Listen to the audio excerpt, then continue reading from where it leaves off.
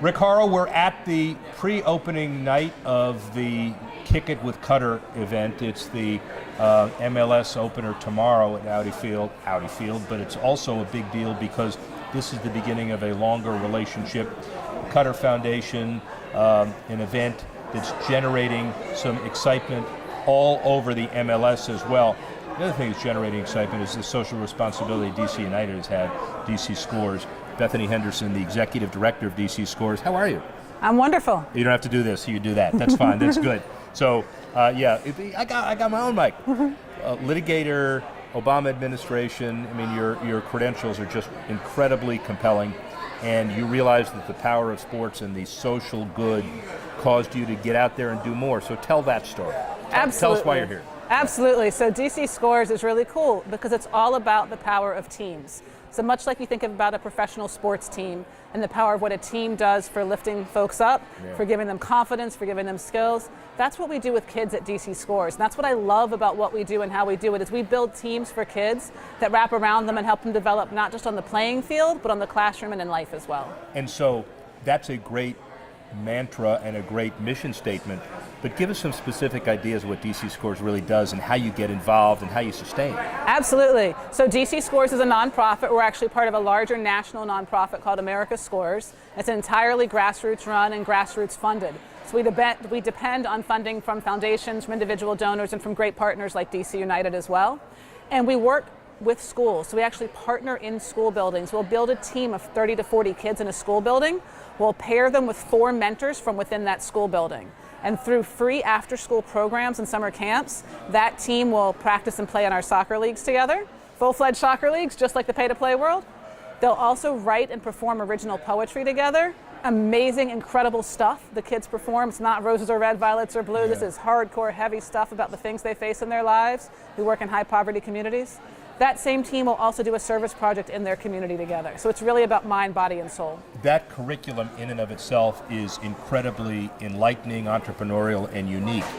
Did you all come up with that? Is it a combination of best practices of stuff around the world, or is it uniquely yours? How was that created? Yeah, I mean, that's a great question. It is uniquely ours. We were actually founded by a school teacher in Washington, D.C., who 25 years ago noticed that a bunch of her 5th grade girls were hanging around the streets after school in a really difficult neighborhood and thought, this is not good. And she was a soccer player and said to them, hey, you want to learn how to play soccer? Come hang out with me after school. And they did, and she taught them. And the weather got bad and they kept coming.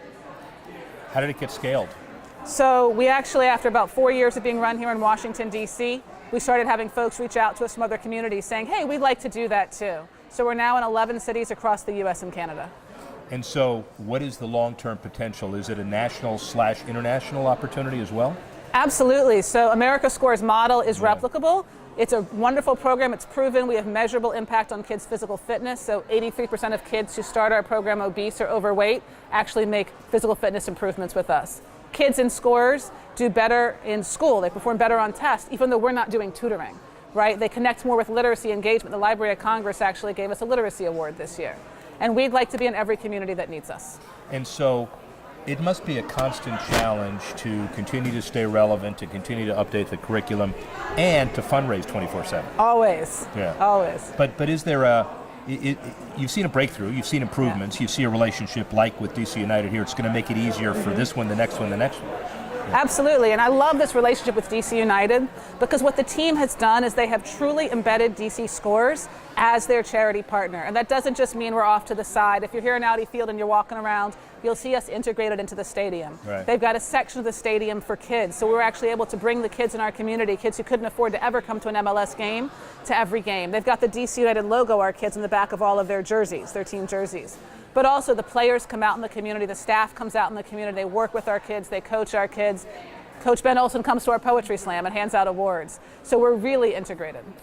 So tell us what the nexus is, the connection with the Cutter Foundation, the 2022 World Cup entity. It's a brilliant idea to get them all fired up both ways about soccer here and soccer in Qatar, and I know you had a significant hand in that as well. Absolutely. So growing the sport of soccer is important, right? Soccer can do wonders for kids, as we've seen through Scores. It's such an easy on-ramp sport. Any kid can play. You don't need any specialized equipment or even really a special athletic ability. It's the beauty of the team sport of soccer.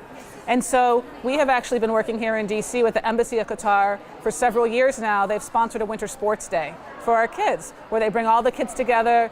They do a big cultural event. We have an indoor soccer tournament. The embassy staff come out and play. And so it was natural that we have all of our partners come together around growing the sport of soccer. The interesting thing about Qatar's foundation is not just how you pronounce it, by the way, but the interesting thing is how they are looking consciously to overcome some perceptions, some of the work issues, abuse issues, oil money, buying things issues. They're all known. But in terms of using sports as social good, the training aspect of it, the growing of soccer, those are really novel and they're very important. They're very important, and we're a nonpartisan nonprofit, so we try to stay out of that political fray. Right. But for us, we're excited to work with anybody who wants to use the sport of soccer to develop kids. Yeah. So, all right, 5 years from now, Bethany, Henderson, where are you and where's DC Scores and where's this whole process? Gosh, I don't know where I'll be in 5 years from now. But certainly, for DC Scores, we're looking to serve every child who needs us. We serve 3,000 children across 69 schools and rec centers in the district, and we have a 15-school wait list. We can't grow fast enough to meet demand. So if anybody wants to support us, I would appreciate it, dcscores.org, because that's what we really need to grow to be sustainable. My hope is that we will also be, as America Scores, in even more cities, serving even more children than we do now. dcscores.org, dcscores.org, dcscores.org. Just remember also, this lady was a litigator for many, many years, Obama administration, and now she's out doing social good. Thank you very much. Really appreciate it. Thank you, Rick. Appreciate it. dcscores.org. Bye.